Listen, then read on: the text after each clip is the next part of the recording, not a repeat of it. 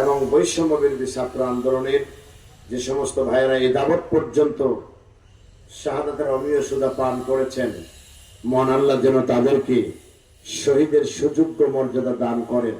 আমরা পড়ছি আল্লাহুম্মা আমিন। আমরা যারা এ পথে এখনো যুক্ত আছি, আমরা যেন শেষ দিন পর্যন্ত এ পথে অবিচলতার সঙ্গে লড়তে পারি। এ বাংলার ভূখণ্ডে দাঁড়িয়ে শুধু পার্লামেন্টে কোরআন তেলাওয়াতের মধ্যেই সীমাবদ্ধ নয়, কোরআন যেন তেলাওয়াতের সাথে সাথে ওই আয়াতের হুকুম ও বাস্তবায়ন দেখে যেতে পারি। এই তৌফিক যেন আল্লাহ আমাদের দান করেন। আমরা পড়ছি আল্লাহুম্মা আমিন। সুপ্রিয় উপস্থিতি, আমি যে বিষয়ে কথা বলতে চেয়েছি সেই বিষয়টি আপনাদেরকে সকলকে যারা মাঠ পর্যায়ে কথা বলেন, আমি আপনাদের চেয়ে একটু নগণ্য একজন বক্তা, আমিও মাঠ পর্যায়ে কথা বলি। এই জন্য আমাদের ইসলাহের জন্য সংশোধনের উদ্দেশ্যে ডায়েরি বিতরণের অনুষ্ঠানে মাজলিসের একজন ছোট্ট একটা দায়িত্বশীল হিসেবে আপনাদের কাছে তুলে ধরতে চাই। আমি এক নাম্বার, ফেসবুকে সবসময় আমি লক্ষ্য করে দেখি, খেয়াল করি, যে সমস্ত ভাইয়েরা ছোট মানের বক্তা অর্থাৎ উপজেলা পর্যায়ে বা স্থানীয়ভাবে মাহফিল করে থাকেন, এই ভাইগুলো ফেসবুকে কোনো কাজ নাই, কাম নাই, অযথা কে ডিমান্ড করলো, কে কি করলো, কোন বক্তা কোথায় কি করেছে, কার সংশোধন হওয়া দরকার, নিজে যদি আমি না কি বলে 10 নাম্বার লোক হয়ে থাকি, আমি 1 নাম্বার লোকের আমি সংশোধনী দিয়ে ফেসবুকে পোস্ট দিতেছি, যা বড় আপত্তিকর। তার ভিতরে পোস্ট দিতেছি আমরা 70,000, 80,000, 50,000 টাকাতে বক্তাদেরকে বয়কট করুন। কথাটা যদিও ওনার যৌক্তিক, কিন্তু ওনার থিম হলো খারাপ, ওনার উদ্দেশ্য খারাপ। এ দ্বারা জাতির সামনে আলেমদেরকে প্রশ্নবিদ্ধ করা হচ্ছে।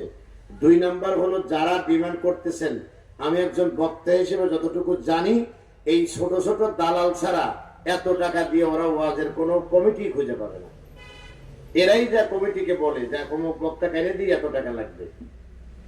সুতরাং এই লোকগুলি যখন আবার ওই বক্তা এক জায়গায় এসে যখন একটু স্বার্থ বিরুদ্ধে কিছু করে ফেলেছে, পরের দিন অন্য কোনো হাতিয়ার নাই, ফেসবুকে যা টাকা দিয়ে দিচ্ছে। এটা কতটুকু যৌক্তিক এটা আপনারা মনে করতে পারেন। তা আমার প্রশ্ন হলো, 80,000, 70,000 টাকা নিয়ে যদি বক্তার জন্য হারাম হয়, তা আপনি যে সহযোগিতা করতেছেন আপনি নিজেও তো হারাম।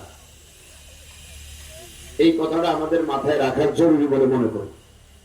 2 নাম্বার হলো, আমরা যে কোনো পর্যায় থেকে শুধু ভাইরাল হওয়ার জন্য চেষ্টা করি। শুধু ভাইরাল হতে পারলে হয়, পিছনে কি লেখা আছে তা আমার দরকার নেই, শুধু ভাইরাল হতে পারলে হয়। গত রাত্রে আমি ডেকুরিয়া মাহফিল করেছি। ওই মাহফিলের চিত্র আমার জেলা আমির সাহেবের এলাকা, সেখানে দায়িত্বশীলদের জিজ্ঞাসা করলেই পাওয়া যাবে। আলোচনার মাঝপথে এক পর্যায়ে আমাকে লিখে দেওয়া হলো, আপনি রাজনৈতিক কথাকে এত ঘেঁষাঘেঁষি না করে আলোচনা করুন। জনগণের মতামত চাইলাম, জনগণ তো উৎকণ্ঠা। আমি যদি এখন যিনি লিখে দিচ্ছেন ওনার দিকে যদি ঘুরে তাকায়া শুধু যদি মোটামুটি 2-5 মিনিট যদি তর্ক করলে পারতাম, তাহলে কালকে আবার নতুন করে আর খেলা দিন ভাইয়া। কথা কি বুঝতে পারছেন?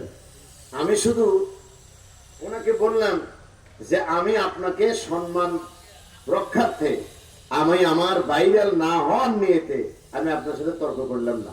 তার কারণ এই তর্ক যে আমি আমার ভাইরাল নামের এই ভাইরাল জিনিসটা আমার ভিতরে আনার চেষ্টা করতেছি। একজন ভাই 10 জন মানুষ সামনে আছে, জনগণ না নিয়ে মোবাইল সামনে দিয়া ভিডিও করে ছাড়ছে, আন্তর্জাতিক খ্যাতি সম্পন্ন বক্তা। বড় অদ্ভুত ব্যাপার হলো, যিনি আন্তর্জাতিক লিখতেছেন ওনার পাসপোর্টই নেই। আপনি তা লিখতে গেছেন কেন? এগুলো দয়া করে পরিহার করবেন। প্রদর্শন ইচ্ছা বিষয়টি আপনি খেয়াল করবেন। আমি অবাক হয়ে যাই, আমরা যে মাহফিলে প্রধান বক্তা থাকি, এলাকার স্থানীয় বক্তারা যে পোশাক পরে যায় ওরা দেখে আমার নিজেরই লজ্জা, আমি ভাগে থাকি। এত প্রদর্শন ইচ্ছা, টুপি মাথায় দিছে, প্রধান বক্তার সে গর্জিয়াস, গায়ে কাপড় পরেছে, তা দেখলে তো মনে করেন যে আমি বক্তাই না। এই প্রদর্শন ইচ্ছা আপনি বন্ধ করেন। আপনি এরকম হয়েছেন কেন? আল্লাহ রাসূল সাল্লাল্লাহু আলাইহি ওয়াসাল্লাম কি সুন্নাত ছিল যে কে কি রকম সুন্দর চেহারা আর কেরা বেড়া যদি খালি একটু আপনার কি কসমেটিক্স ব্যবহার করার চিন্তা থাকে, তাহলে তো কোনো কথাই নেই। আমার এক মাহফিলে বক্তার নাম বলবো না, দ্বিতীয় বক্তা মঞ্চে যাওয়ার আগে তো শুনো টুনো কি নিছে না নিছে না নিছে, আমার ড্রাইভারে কইছে এইটাই এইরকম ঘষতেছে, প্রধানটা কিরকম ঘষবে তা আল্লাহই জানে। তা আমি তো চিনতে অস্থির, সর্বনাশ, লিপস্টিক লাগাইছে ছোট। আল্লাহ হেদায়েত দিক আমাদের বলেন আমিন। তিন নাম্বার কথাটা বলি, হয়তো আমাদেরকে শিখে আসবে নাকি, শেষ করে দেবো, শেষ করে দিতে হবে। তিন নাম্বার কথা হলো ইসলাহের নিয়তে, সহি নিয়তে আমরা যদি দিনের কাজ করি, আমার নিজের দিয়ে প্রমাণ এবং পরীক্ষিত। আপনি যে বক্তা হয়েছেন, আপনি যে বক্তব্য দিবেন, এ কথা মানুষকে জাহের করার প্রয়োজন নাই। বিধাতা আপনার কপালে লিখে রাখলে কেউ আপনাকে ঠেকাতে পারবে না। সুতরাং আপনার দায়িত্ব হলো লিমা তাকুলুনা মা লা তাফআলুন, যা করো না তা বলতে যাও কেন? আপনি যতটুকু, আমি আপনি যতটুকু বলি মাহফিলে, এতটুকু কি আপনার জীবনে আমল করতে পেরেছি? পারি নাই। তা যদি না পারি, তাহলে মানুষকে আমি আহ্বান করতেছি, নিঃসন্দেহে আমি আমার ভিতরের চরিত্রটাকে গোপন করে প্রকাশ্যে প্রমাণ করতেছি যে আমি ভালো মানুষ, আমি এইগুলো মানি। আগে যারা ইসলামী আন্দোলন করে নাই, এখন সে সমস্ত বক্তা এখন ইসলামী আন্দোলনের এলাকার আমিরের চেয়েও বড় গুরুত্বপূর্ণ ভূমিকা পালন করে। আল্লাহ হেদায়েত দান করে, বলুন আমিন। সুতরাং দায়িত্বশীল সহ সকলকে ধন্যবাদ জানাচ্ছি।